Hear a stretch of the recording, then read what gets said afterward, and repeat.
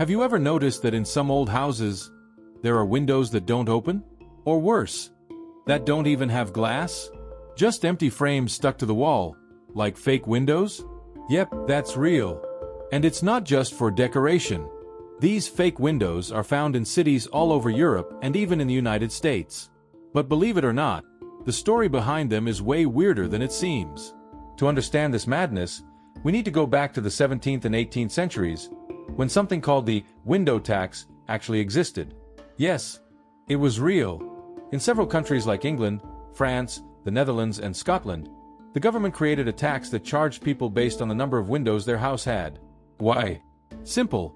The more windows you had, the richer you probably were. After all, windows were a luxury.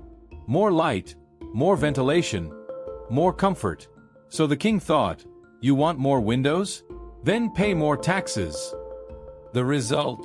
A wild race to block windows began. Poor families went as far as sealing or bricking up all their windows just to avoid the outrageous tax. Meanwhile, the wealthier ones found a clever way to trick the law. How? By building fake windows. They were made just to look pretty from the outside. But in reality, they didn't open, had no glass, nothing. Just a frame painted on the wall or a wooden imitation. And the weirdest part? Some of these fake windows still exist today. If you walk around cities like London, Edinburgh, or Paris, you'll definitely spot old buildings with windows that make no sense. Sometimes they're in impossible places, like the middle of a wall, or so tiny that no one could ever see through them. But wait, there's another creepy twist to this story. For a long time, people actually believed that too many windows could make you sick. Believe it or not, there was a theory called miasma, which claimed that outside air could bring diseases into the house. So many families didn't mind having fewer windows.